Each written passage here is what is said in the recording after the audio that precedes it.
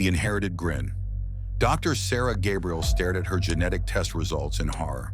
The mutation was there, just as she'd feared, the same one that had plagued her family for generations.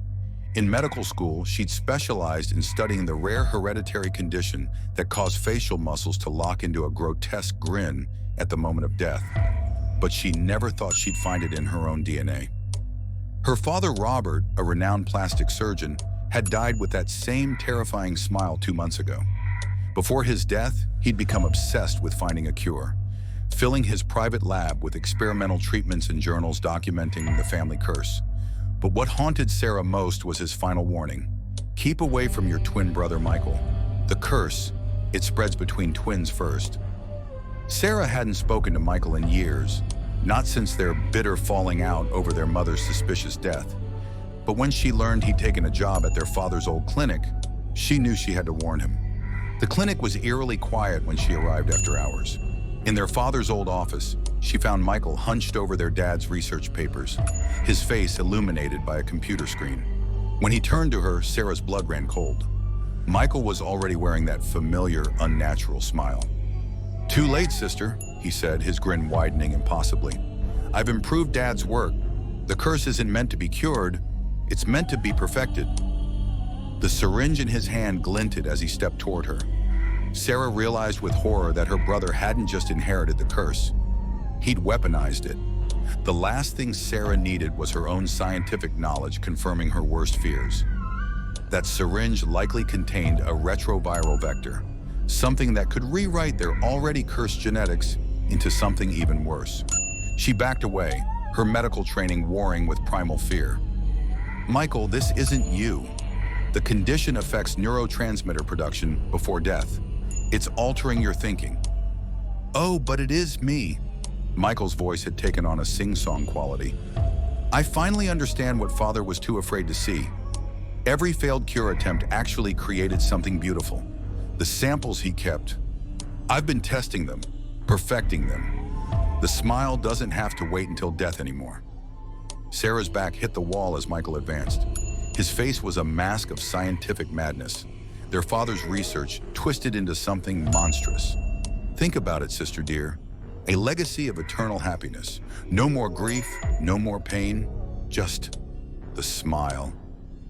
The syringe came closer. Sarah's hand found a glass beaker behind her. In that moment, she saw their father's final expression reflected in Michael's face. Not just the smile, but the eyes above it. Empty, hungry. The beaker shattered against Michael's temple. As he staggered, Sarah ran, but not toward the exit. She ran deeper into the clinic, toward their father's secure lab. If Michael had weaponized the curse, the original samples would be there. She had to destroy them. Behind her, Michael's laughter echoed through the halls. "You can't fight genetics, Sarah. It's in our blood." She punched in the lab code with trembling fingers. Inside, refrigerators hummed with preserved samples. Incubators glowed with active cultures. And on every computer screen, security footage showed the same image.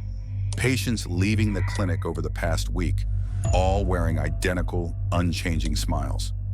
Sarah realized with dawning horror that it was already too late. Michael hadn't just been experimenting, he'd been distributing. The curse wasn't confined to their bloodline anymore. As she heard Michael's footsteps approaching, Sarah faced a terrible choice. Try to stop the spread, or embrace the hereditary horror that had claimed her family for generations. Either way, she knew one thing for certain. Tonight, someone would be wearing that dead smile. Sarah's fingers flew across the keyboard, accessing their father's final research files. There, buried in his last entries, she found what she desperately hoped for, a failsafe. Their father hadn't been trying to cure the curse in his final days. He'd been trying to contain it. The door burst open. Michael stood there, blood trickling down his temple, his smile now stretched impossibly wide.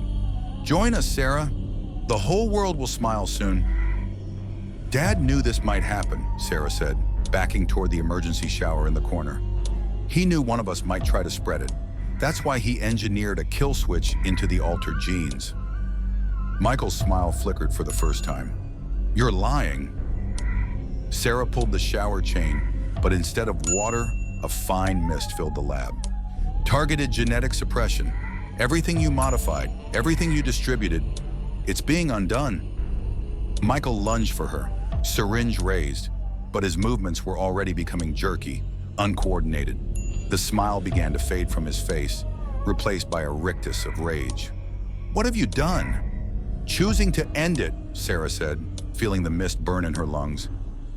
"Even if it means ending us." The genetic kill switch would destroy the modified curse in anyone Michael had infected. But for those born with it, for her and Michael, the price would be higher. Their father's notes had been clear. Destroying the curse in its original host would destroy them too.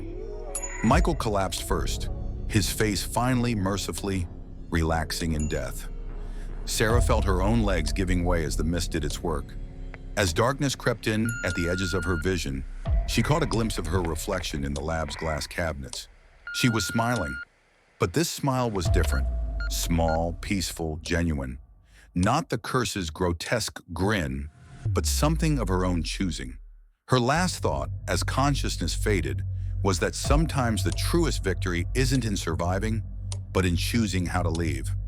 They found them the next morning, the twins lying side by side in the mist-filled lab, their faces bearing such different final expressions.